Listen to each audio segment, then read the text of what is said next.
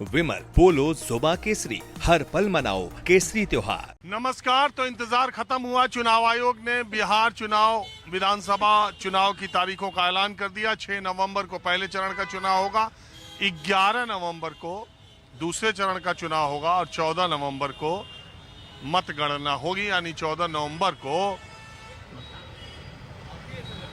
बिहार में अगली सरकार किसकी होगी इसका ऐलान हो जाएगा।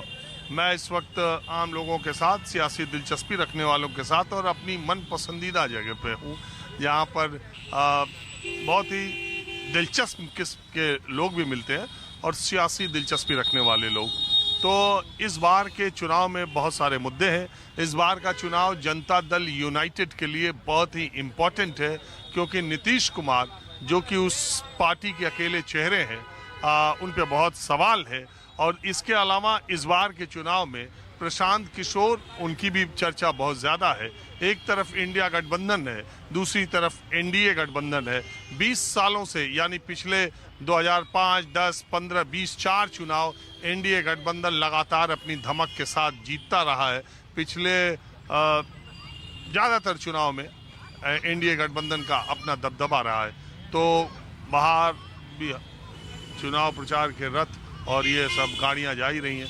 तो चुनाव के ऐलान के बाद अब माहौल क्या है, ये शुरू करता हूं। चाय की दुकान पे कुछ लोग हैं। उम्मीद है कि हर पार्टी के लोग होंगे, ऐसा बिहार में रहता ही है। आप मुझे बताइए, 6 और 11 को बोलिए ना। अरे पहले आप में मामला गड़बड़ा जाता है।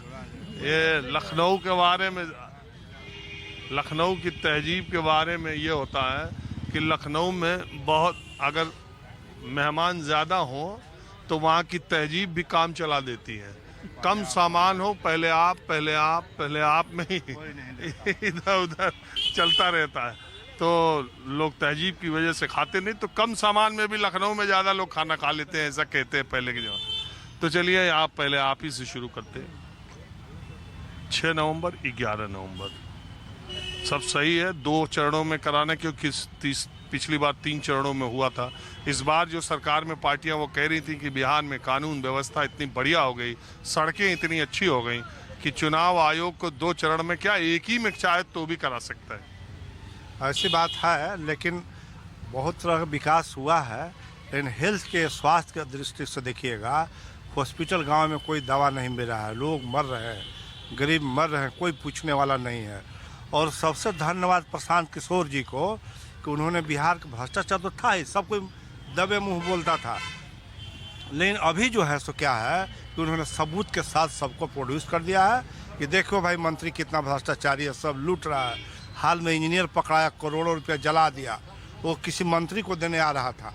उससे क्या फर्क क्या पड़ा? मंत्री तो कह रहे हैं हमारे, कुछ को आरोप लगाते रहो, हमारे तो नाम पे, हमारे कार्यक्रम में आए थे मंथन में अशोक चौधरी, जिनकी आप बात कर रहे हैं। मंगल पांडे का तो कुछ समझ में नहीं आया, अभी तक उनका कोई बयान नहीं आया। अशोक चौधरी कह रहे थे आरोप जो है लगा रहे हैं, अगर एक धूर जमीन भी, एक धूर कह रहे थे जमीन हमारे पास हो, जिंदगी भर हम गुलामी करेंगे। तो वो तो प्रशांत किशोर ने पेपर प्रोड्यूस कर दिया जमीन का। किशोर पे भी वो लोग आरोप लगा रहे हैं। प्रशांत किशोर को तो उन्होंने बोला कि मैं तो जो वकील हूँ, किसी का डॉक्टर हूँ, फीस जो लेता है डॉक्टर वकील मैं लेता हूँ।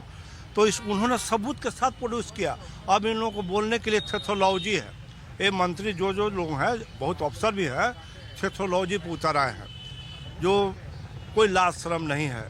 दूसरा कोई रहता, हम लोग अगर याद करें प्राचीन काल को, प्राचीन भारत को, प्राचीन नहीं वर्तमान भारत को, जिसमें लाल बहादुर शास्त्री थे, उन्होंने छोटी छोटी बातों को, उतना पुराना याद कर रहे हैं, लालू यादव को नहीं याद कर रहे हैं। लालू जी को भी याद कर रहे हैं। चारा घोटाले में जेल गए, निकले, फिर चुनाव लड़े, फिर देश के रेल मंत्री बने। भ्रष्टाचार कोई मुद्दा है? जिस बार लालू जी जेल में गए उसी बार निकल के आए, चुनाव लड़े, 40 में 24 सीट जीत गए। ठीक है, लेकिन भ्रष्टाचार मुद्दा है जनता में, वहाँ पहुँच लोग नहीं रहा है, जनता के माइंड में है।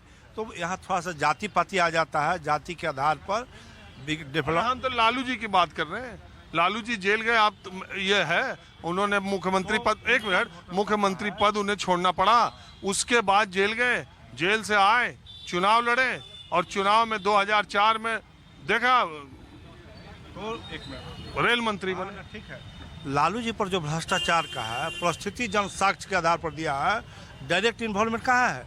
न्यायालय दूसरे टाइप की विचारधारा रखती है, इसलिए गए। बहुत सारे ऑफिसर जो हैं इसमें लूटपाट किए, कहाँ कोई रहा, सब फरार हो बच गए। उसमें मुख्यमंत्री नीतीश कुमार जी का भी नाम आया था कि इतना डायरी में लिखा है करोड़ रुपया। नीतीश कुमार के ऊपर आज तक कोई भ्रष्टाचार का आरोप लग पाया? कोई लग पाया? बताइए। 20 साल सरकार। मैनेजमेंट इनका बहुत तगड़ा है, ऊपर से नीचे मैनेजमेंट था, बच गए। एक बात बताइए, इस चुनाव का माहौल क्या आपको दिखाई दे रहा है? माहौल अभी तो महागठबंधन के पक्ष में है। आगे जो जाने, अगर टिकट महागठबंधन बढ़िया से दिया तो निकाल लेगा सीट। अगर टिकट में इधर उधर हुआ, जो वर्कर को नहीं मिला, तो प्रॉब्लम लड़ाई कांटे की